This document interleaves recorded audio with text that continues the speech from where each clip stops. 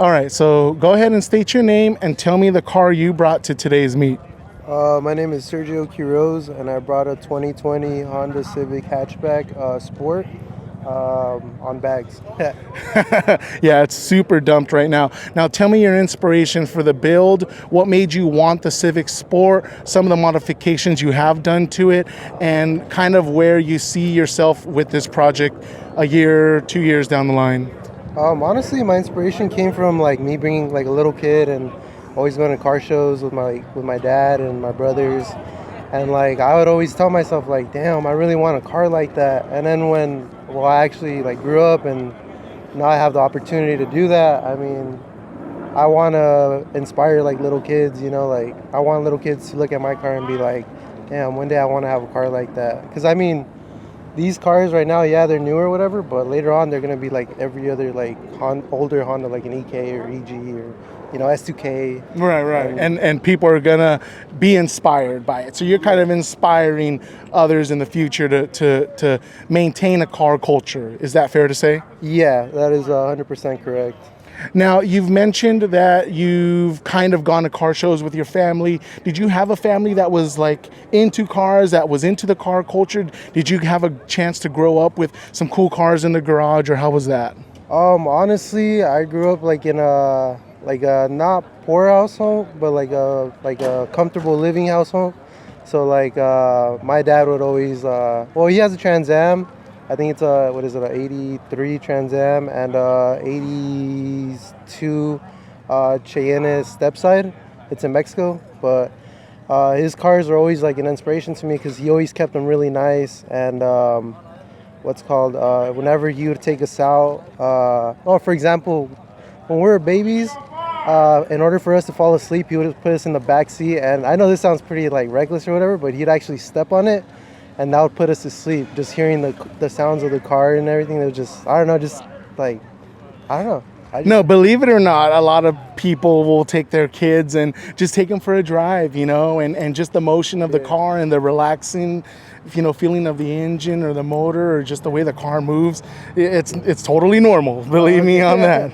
Okay, now we're at a Honda meet, mostly, if not all Hondas. What made you choose Honda as the car that you wanted to use or to build? Honestly, they're really beautiful. Like I said, like most of the times, me and my brothers would go to car shows. I would always be Hondas or like old muscle cars and stuff like that. And I don't have the money to build a muscle car, but I don't regret going with the Honda because I mean Hondas, you could do a million things to them and they'll always be unique. Like you could look at any other car and be like, oh wait, this one's unique compared to that one or that one. So would you say that you're more of someone who wants style and looks, or do you see yourself perhaps pursuing more of a performance-oriented vehicle or something that's meant for the track or like a sporty type of car? Honestly, I'm more more of a show car vibe because honestly, like I do have some friends that they went performance-wise or whatever, and sadly they've lost their lives. I don't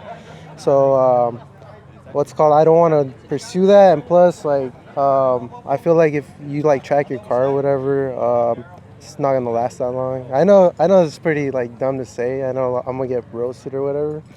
But no, this is your opinion, and everyone's entitled to their opinion. And then I would say, for the most part, I agree with you. Like, that adrenaline rush or that need to, go to a takeover or something like that. You're risking a lot for that feeling. And honestly, if you can build a show car and get similar feelings, then I say go for it. Why not? And just for the fact that it's on bags already looks a million times better, right? Yeah. Now, let's talk about the future of cars before we wrap up.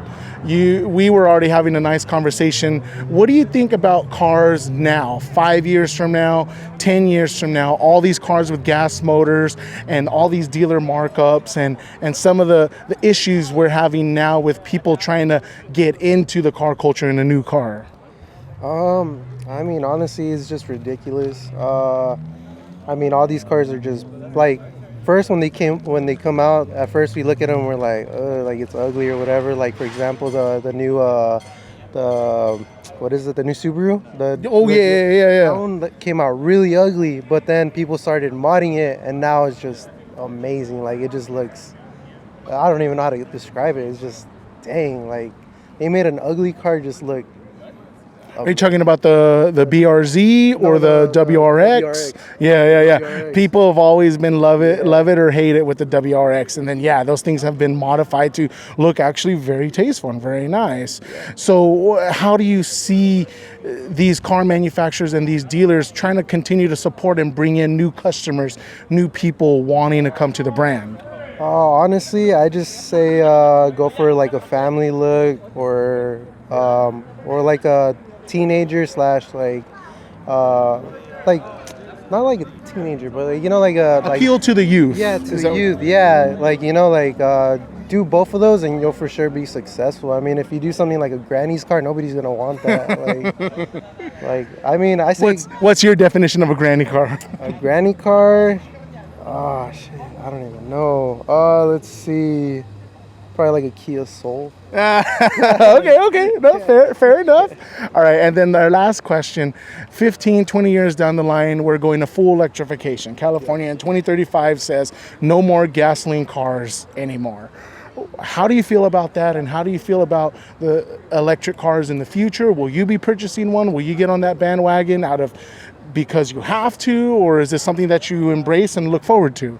Honestly, I say it's too soon to be looking into electric cars because we don't even know the damages that it could cause to our planet. We don't know if like the batteries could do way more damages than what's called smog. But I mean, I wouldn't hop on it, but I mean, if I have to do it, then I'm gonna have to do it. And I just know that maintenance is gonna suck for that, or not maintenance, but like if a battery ever goes out, that's like a whole new car. Right, yeah. That's just like our cell phones, right? If the battery goes out, we have something that's pretty much useless. So we'll have to see about the future, but I appreciate your time. This was a wonderful interview. Thank you so much.